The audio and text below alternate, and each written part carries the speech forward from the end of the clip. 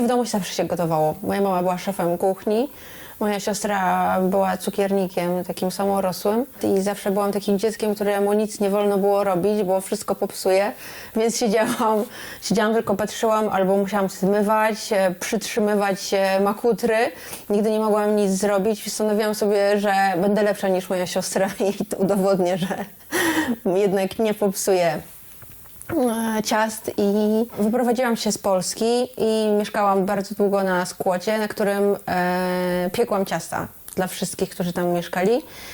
I piekłam codziennie ciasto marchewkowe, potem zaczęłam eksperymentować z jakimiś innymi i tak poszło. A potem był Przegryź i tam już mogłam do woli eksperymentować ze wszystkimi ciastami. Dzięki temu, że był Przegryź, mogłam otworzyć cukiernię, bo przez 15 lat po prostu, czy tam 14, eksperymentowałam ze słodyczami i wiedziałam, co smakuje, co nie, co ludzie lubią. Jakby metoda jest bardzo prosta. Często przy klasycznym drożdżowym cieście robimy rozczyn, dodajemy drożdże, trochę cukru, potem to wyrastamy, dodajemy mąkę i tak dalej. Tutaj mamy wszystkie składniki zimne. Tak naprawdę dobrze jest, żeby masło było schłodzone. To masło nie powinno być ciepłe. Na przestrzeni lat cukiernictwo oczywiście się zmieniło. Świadomość konsumentów jest inna zupełnie. Mają dużo większą świadomość produktu. Ludzie też zaczęli podróżować po świecie, mają porównanie, mogą sobie porównać, jak smakują ciastka w paryskiej cukierni czy w hiszpańskiej cukierni i dzięki temu ta świadomość po prostu wzrasta. Oczywiście nie jest to na takim poziomie, żebyśmy byli w stanie odróżnić, zrobić ciastka w cukierni z 4 różne czekoladowe ciastka i każde miałoby w sobie inny rodzaj czekolady, bo na to jeszcze jest za wcześnie. Ale przez tą świadomość po prostu też zmienia się cukiernictwo i ten trend po prostu jakby idzie równolegle z konsumentem. Ludzie nie chcą jeść ciastek, które mają kremy na margarynie, bo po prostu znają smak masła, wiedzą jak smakuje krem na maśle i zdecydowanie im to bardziej smakuje. Jak otwierałam restaurację z moim wspólnikiem, to w restauracji przeważały dania mięsne. A w tej chwili mamy 4 dania mięsne i nasi goście chcą jeść dania wegetariańskie, wegańskie. Jest jakby duże zapotrzebowanie, mają dużą świadomość tego, co jedzą. Jakby też zwracają uwagę na to, z jakich źródeł są produkty. Składniki zawsze były dla mnie ważne, przed otwarciem cukierni były zawsze istotne i prowadząc restaurację bardzo dbałam o dobór produktu. Zawsze robiłam duży research tego, co się znajduje na rynku, co jest dostępne i do tej pory to robię. I tak samo jest z cukiernią. Korzystamy z dobrej jakości czekolad, używamy masła, nie używamy margaryny, nie używamy w ogóle niczego, co jest z proszku, co jest po prostu gotową mieszanką, do której się dodaje wodę, mleko i powstaje krem, ciasto. Zawsze używaliśmy jajek zerówek, nigdy nie używaliśmy nawet jedynek. Zawsze to było dla mnie istotne, żeby te jajka były wysokiej jakości. Tak samo jest z mąką. Przetestowałam kilka młynów i wybraliśmy tą mąkę, która jest z małego młyna, nie jest jakąś taką przemysłową mąką. Nie zawsze możemy dostać produkty z certyfikatem łatwo, ale jeżeli się troszkę wysilimy, to możemy jakby mieć z źródeł ekologicznych produkty, które nie są potwierdzone certyfikatem, ale mamy pewność, w jakich warunkach były uprawiane i że są po prostu ekologiczne z natury. Myślę, że gdybyśmy się troszkę bardziej wszyscy wysilili, to byśmy byli w stanie zmienić swoje nawyki żywieniowe i jakby wybierać bardziej świadomie produkty. Ja Wam zaraz podzielę ciasto, będziecie sobie kuleć. Co jest ważne w cukiernictwie? Moim zdaniem prostota, używanie dobrych składników, przygotowywanie rzeczy, jakby receptur zgodnie ze sztuką. W jednym ciastku powinny być maksymalnie 3 smaki, bo nie przekombinować tego. Przez cały sezon w cukierni używamy ekologicznych owoców do produkcji tartaletek z owocami. Mamy takiego zaprzyjaźnione gospodarstwo, z którego bierzemy borówkę, jagodę kamczacką, ale też mamy pana, który nam dostarcza po prostu wszelkiego rodzaju owoce.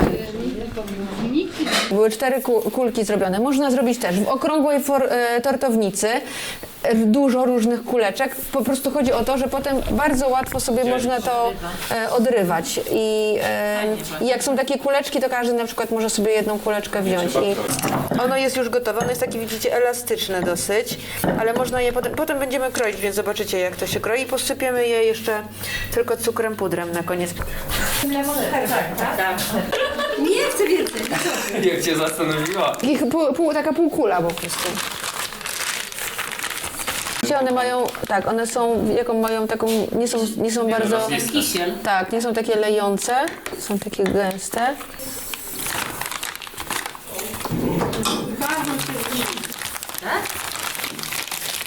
Wkładamy nóż, po prostu przekręcamy, tak? Bo jeżeli nie zrobimy tego otworu, to będzie ciężko nam się przebić.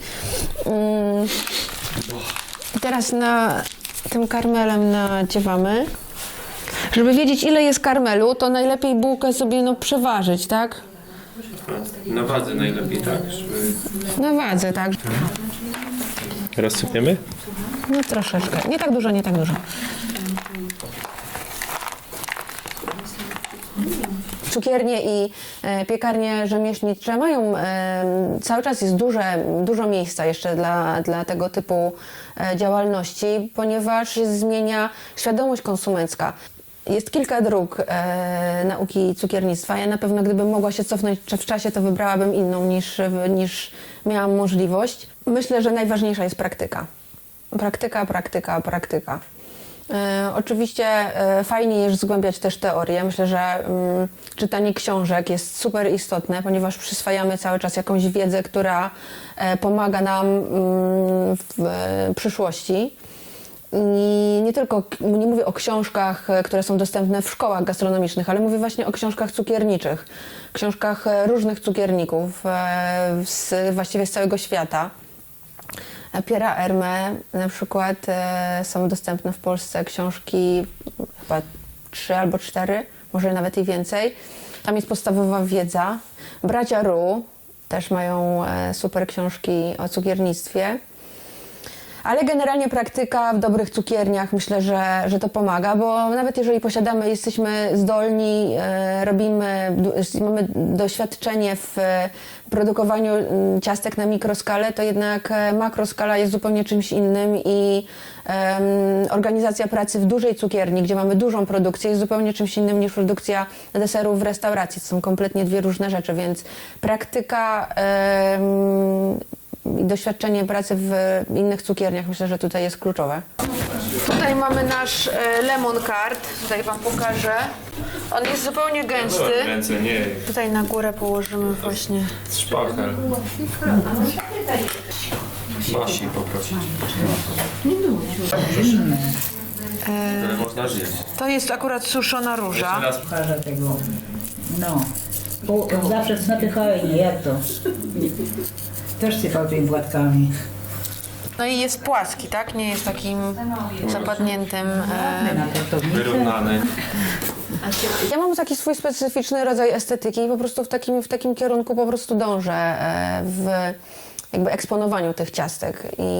Ale uważam, że tak, że to są piękne rzeczy, oczywiście. Chociaż nie mam żadnych zdolności manualnych, to myślę, że tak, że to mogą być rzeczy piękne. Nie lubię takich ciastek, które po prostu wyglądają trochę jak wymięte, takich niechlujnie zrobionych. Niektórzy na to nie zwracają uwagi, ale to nie jest taki rodzaj cukiernictwa, który w ogóle mnie w jakiś sposób pociąga. Korzystam z różnych przepisów, ale zazwyczaj te przepisy dostosowuję do siebie, do moich warunków pracy.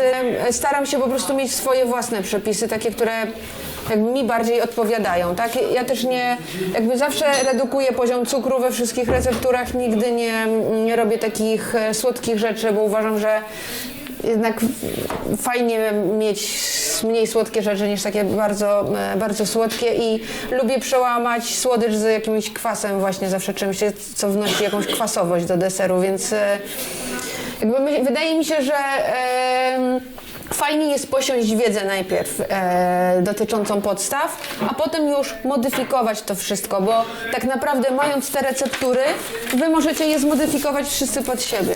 zmienić trochę te receptury i zrobić tak, żeby one Wam pasowały, tak? Nie, można zacząć od po prostu zmiany, nie wiem, bakali w pastrze albo owoców na tych tartaletkach, jakby zacząć od takich prostych rzeczy, zmieniać proste rzeczy. Najważniejsze też, żeby się nie bać tego, żeby nie bać się zmienić czegoś, bo trochę odwagi i na pewno się uda.